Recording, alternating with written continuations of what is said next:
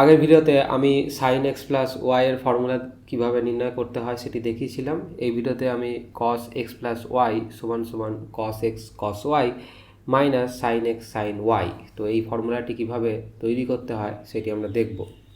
তো এখানে দেখো ঋণাত্মক চিহ্ন রয়েছে, ধনাত্মক চিহ্ন কিন্তু নয়, তো এটি খেয়াল রাখবে। আমরা সাধারণত মুখস্থ করি, কিভাবে ফর্মুলাটি এলো সেটির দিকে আমরা অতটা গুরুত্ব দিই না, তো সেই কারণে এই ভিডিওটি বানানো।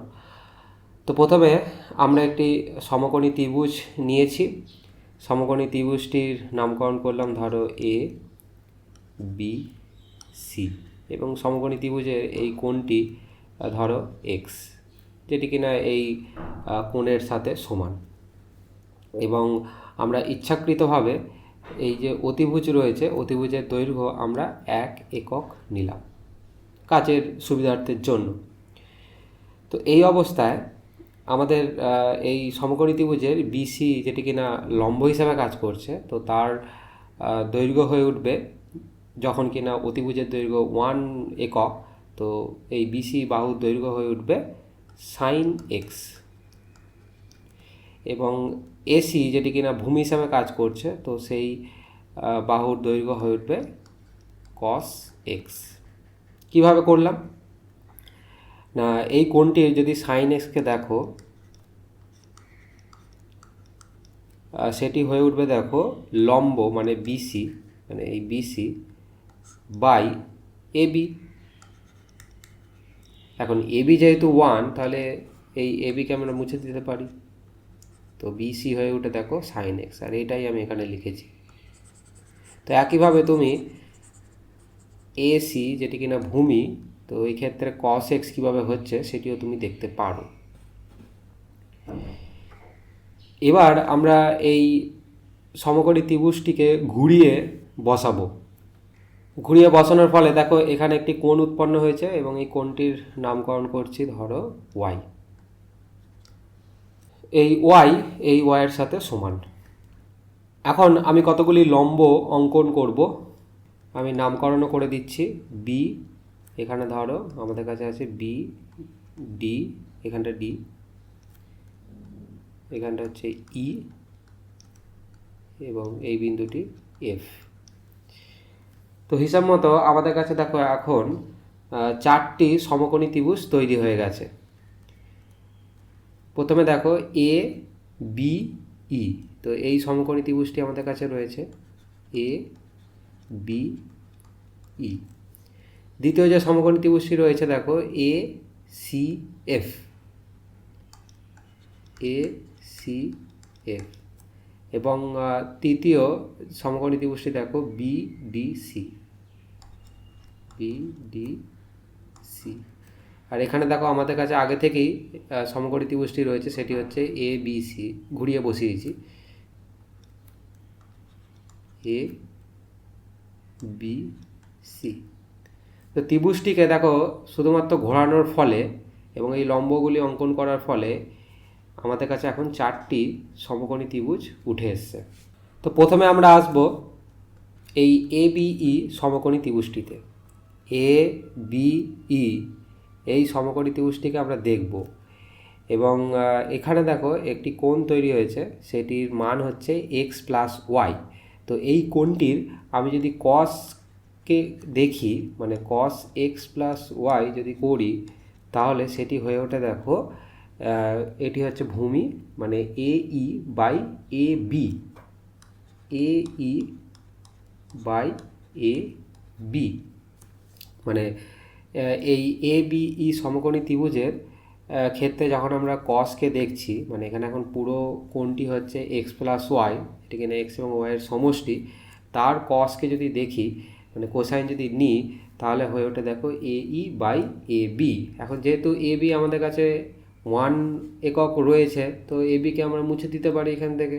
তো আগের ভিডিওতে আমরা কি দেখেছিলাম না, এই কোণটির সাইন এক্স প্লাস ওয়াই নিয়েছিলাম, তো সেই ক্ষেত্রে আমাদের হয়ে উঠেছিল বিই বাই এ বি, মানে বিইকে আমরা দেখেছি, এবং সেখান থেকে সাইন এক্স প্লাস ওয়াইয়ের ফর্মুলা মানে কিভাবে আসছে সেটি আমরা দেখেছিলাম এই বাহুটিকে লক্ষ্য করে।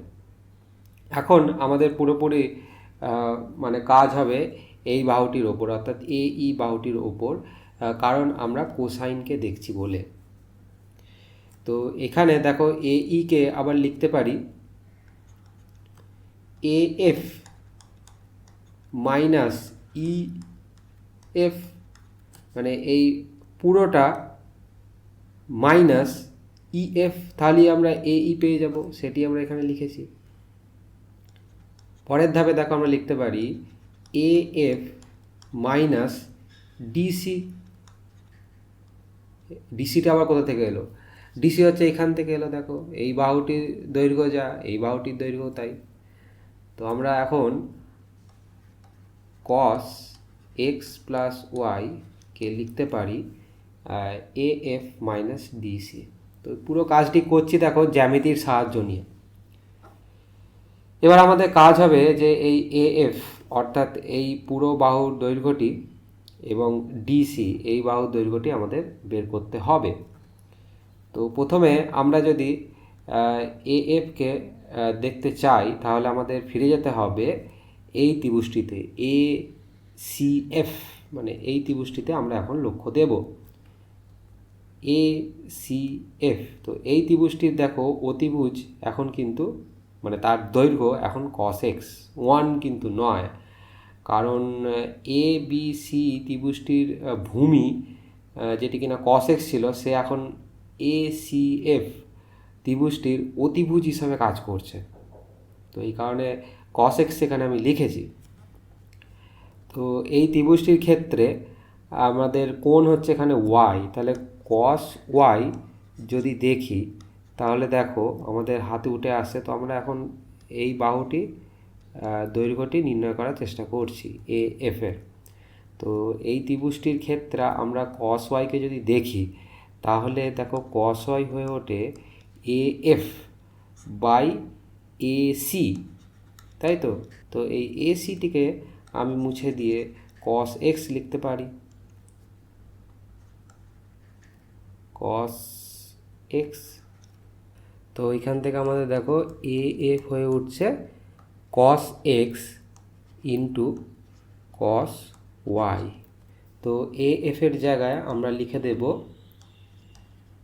cos x cos y minus DC. তো ডিসিকে এখনও নির্ণয় করা বাকি রয়েছে। তো ডিসিকে নির্ণয় করার জন্য আমরা এখন আসব এই ত্রিভুজটিতে বিডিসি, অর্থাৎ এই ত্রিভুজটির ওপর এখন আমরা লক্ষ্য দেব। তো এই ত্রিভুজটির ক্ষেত্রে দেখো এই কোণটি ওয়াই হয়।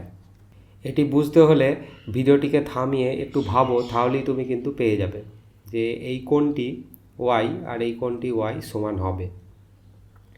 তো এই ত্রিভুজটির ক্ষেত্রে দেখো এই বাহুটি মানে এই কোণের সাপেক্ষে ভূমি হিসাবে কাজ করছে এবং এটি লম্ব হিসাবে কাজ করছে, আর আমাদের দরকার লম্বের দৈর্ঘ্য অর্থাৎ ডিসি বাহুর দৈর্ঘ্য।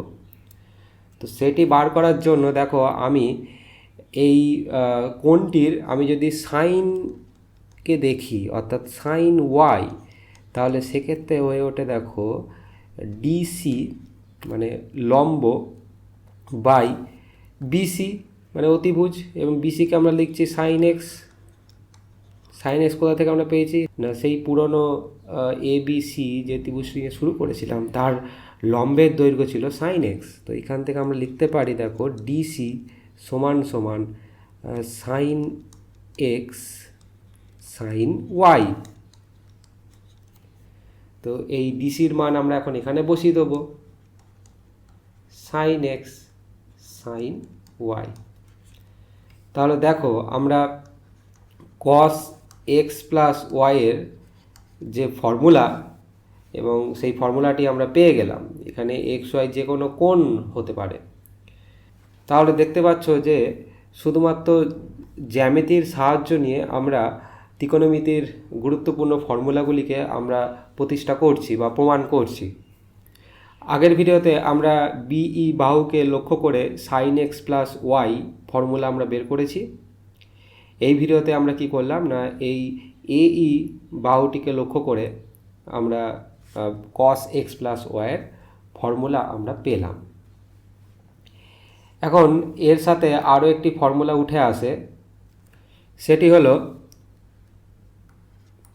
cos x মাইনাস ওয়াই, এটির ফর্মুলা হয় cos x cos y plus sin x sin y। মানে এখানে ঋণাত্মক ছিল, এখন দেখো ধনাত্মক হয়ে গেছে মাইনাসের জন্য, এখানে আমাদের ধনাত্মক ছিল। তো এটি নির্ণয় করার জন্য আমাদের আর কিন্তু এখানে ফিরে যেতে হবে না। কেন? তার কারণ হচ্ছে যে আমরা জানি যে সাইন মাইনাস থিটা সমান সমান মাইনাস সাইন থিটা, এবং কোসাইন মাইনাস থিটা সমান সমান কস থিটা।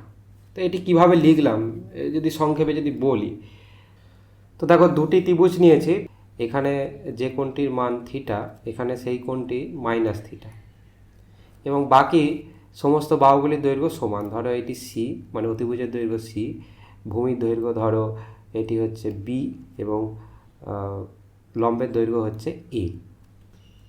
তো এখানে এ না হয়ে মাইনাস এ হবে, কারণ আমি থিটাকে মাইনাস থিটা করেছি। তো এটি হচ্ছে আমাদের নির্দেশতন্ত্র। তো এই ক্ষেত্রে আমরা যদি সাইন থিটাকে দেখি, তাহলে এটি হয়ে ওঠে এ বাই সি, লম্ব বাই অতিভুজ, এবং কস থিটাকে দেখলে সেটি হয় বি বাই সি। তো এই ক্ষেত্রে আমাদের সাইন মানে মাইনাস থিটা, সেটি হয় দেখো মাইনাস এ বাই সি, আর কস মাইনাস থিটা হয়ে ওঠে বি বাই সি। তো এই দুটি মানে এই চারটি সমীকরণকে যদি একসাথে দেখি, তাহলে হয় দেখো সাইন থিটা মানে সাইন মাইনাস থিটা সমান সমান minus A by C. A by C তোমরা জানো সেটি হচ্ছে সাইন থিটা, আর কস মাইনাস থিটা সমান সমান বি বাই সি। তো বি বাই সি আমরা জানি কস থিটা। তো এটাই আমি কিন্তু এখানে বলেছি।